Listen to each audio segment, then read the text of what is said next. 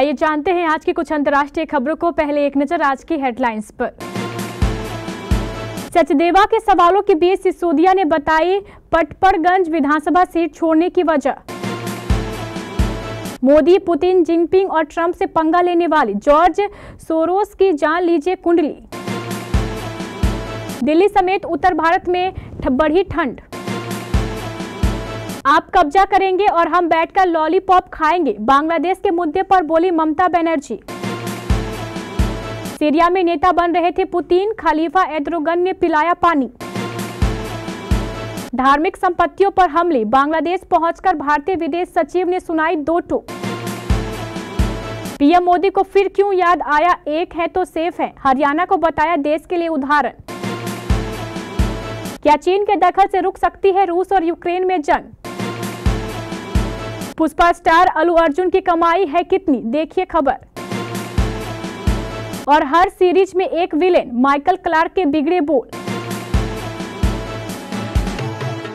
दिल्ली विधानसभा चुनाव के लिए आम आदमी पार्टी की आज सोमवार को जारी लिस्ट में 17 मौजूदा विधायकों के टिकट काट दिए गए। 20 उम्मीदवारों की इस सूची में जिन 3 प्रत्याशियों की सीट बदली गई है उनमें पूर्व सीएम मनीष सिसोदिया, राखी बिरलान और प्रवीण कुमार शामिल है। सिसोदिया की सीट अवध ओझा को दी गई है। राखी बिरलान को मंगोलपुरी से हटाकर मादीपुर और प्रवीण कुमार जंगपुरा के बाद जनकपुरी से प्रत्याशी बनाए गए हैं। जंगपुरा से इस बार मनीष सिसोदिया चुनाव लड़ेंगे। अब तक जारी 2 सूचियों में आम आदमी पार्टी ने 31 में से 24 विधायकों के टिकट काट दिए हैं। दूसरी लिस्ट जारी होने के बाद दिल्ली बीजेपी के अध्यक्ष वीरेंद्र सचदेवा ने आम आदमी पार्टी पर निशाना साधा। वहीं सिसोदिया ने सीट बदली की वजह बताई। वीरेंद्र सचदेवा ने कहा है कि आम आदमी पार्टी की आज जारी लिस्ट से एक बात तय हो गई है कि आपका जहाज डूब रहा है। अगर मनीष सिसोदिया को भगोड़े की तरह अपनी लिस्ट बदलनी पड़ रही है तो यह पार्टी कार्यकर्ताओं और जनता के लिए एक संदेश है कि हमने लोगों की सेवा नहीं की बल्कि उन्हें सिर्फ लूटने का काम किया है और अब सीट बदलकर भाग रहे हैं। अमेरिका के अरबपति कारोबारी जॉर्ज सोरोस एक बार फिर चर्चाओं में है। बीजेपी ने कांग्रेस पर सोरोस से संबंध रखने का आरोप लगाया है। पार्टी ने इस मुद्दे पर चर्चा करने की मांग की जिससे राज्यसभा की कार्रवाई स्थगित करनी पड़ी। बीजेपी का आरोप है कि कांग्रेस के नेता सोनिया गांधी उस संगठन से जुड़ी है जो सोरोस से फंड लेती है। यह संगठन अलग कश्मीर की वकालत करता है। पार्टी का आरोप है कि मोदी सरकार को कमजोर करने के लिए कांग्रेस ने सोरोस के साथ हाथ मिलाया है। सोरोस की प्रधानमंत्री नरेंद्र मोदी के प्रति नफरत जग जाहिर है। सोरोस का नाम भारत में नया नहीं है। उनके सपोर्ट वाली नन प्रॉफिट मीडिया संस्थान ओक्रोप ने पिछले साल गौतम अडानी और अनिल अग्रवाल पर निशाना साधा था। उनकी एक रिपोर्ट में दावा किया गया था कि अडानी ग्रुप ने गुपचुप तरीके से खुद अपने शेयर खरीदकर लाखों डॉलर का निवेश किया।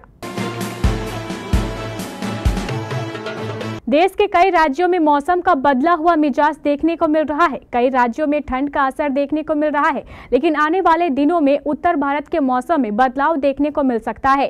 राजधानी दिल्ली और उत्तर भारत के अन्य हिस्सों में ठंड का कहर बढ़ने की संभावना है।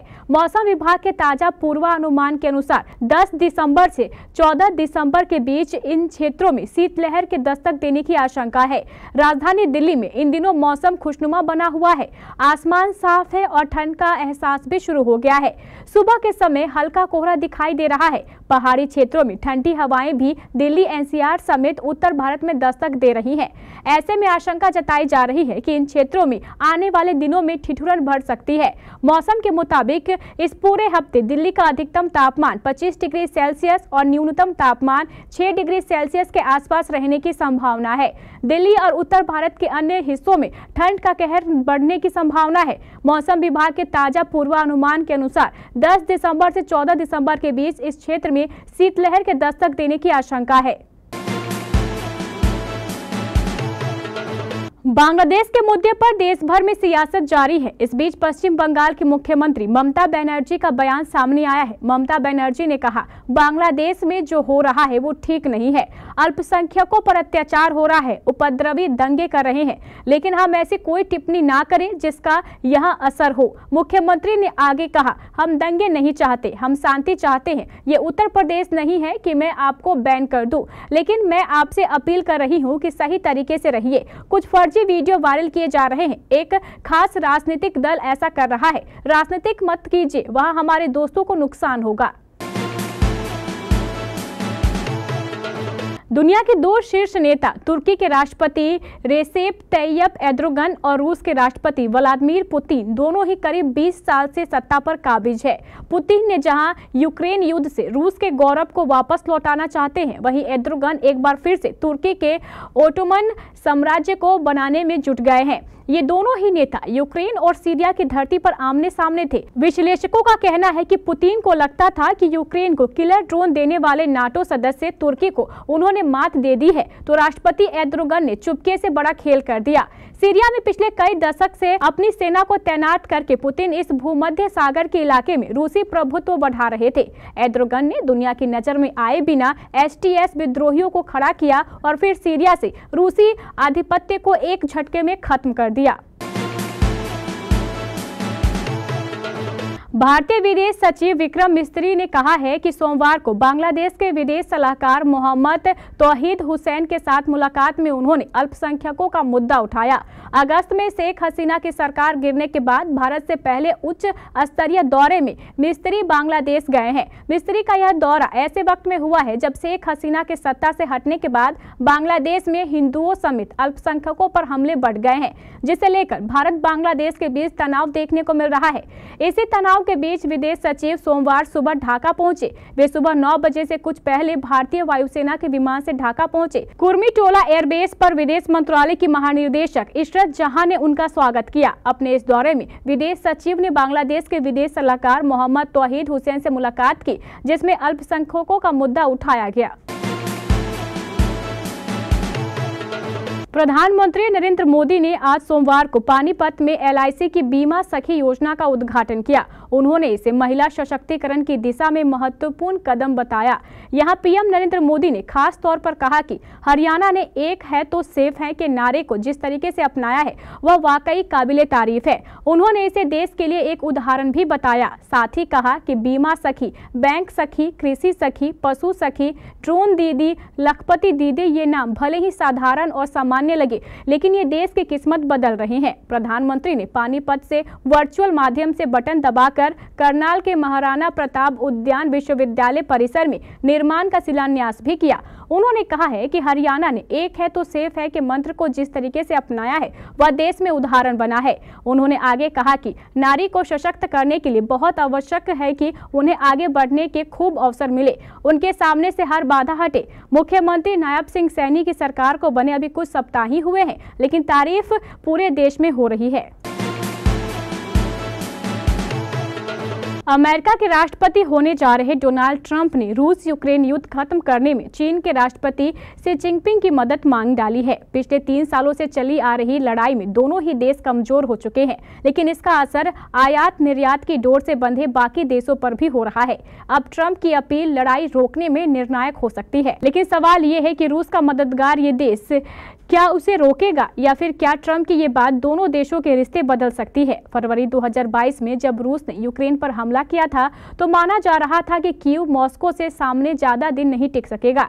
एक हिसाब से देखा जाए तो रूस द्वारा अमेरिका और हमेशा पूरे टीकम टाम के साथ चलता है, लेकिन हुआ कुछ अलग। यूक्रेन न केवल टिका बल्कि कुछ समय बाद बचाव के तरीके छोड़कर हमलावर भी होने लगा।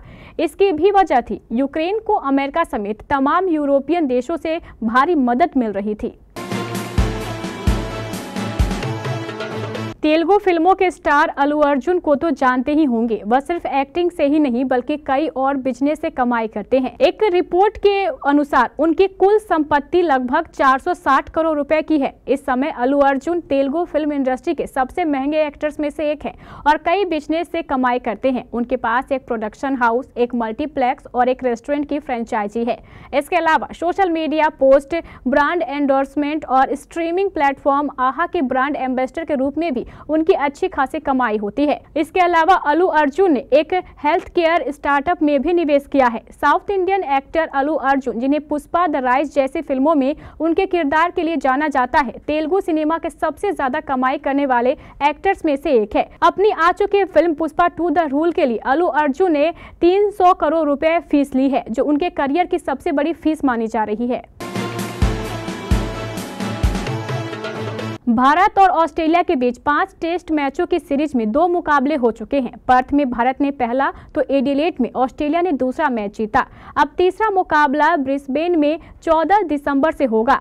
उससे पहले सीरीज का पारा चढ़ा हुआ है। इस आग में घी डालने का काम मोहम्मद सिराज और ट्रेविस हेड के बीच बहस ने किया है। दोनों के बीच एडिलेड टेस्ट के दौरान कहासुनी हो गई थी। हालांकि आईसीसी ने अभी तक कोई कार्रवाई नहीं की। दूसरी ओर ऑस्ट्रेलिया के पूर्व कप्तान माइकल क्लार्क का बयान सामने आया है। क्लार्क ने कहा है कि भारत के तेज गेंदबाज मोहम्मद सिराज को अंपायर से एलबीडब्ल्यू आउट होने की अपील किए बिना विकेट का जश्न मनाने की आदत के लिए जुर्माना लगाया जाना चाहिए।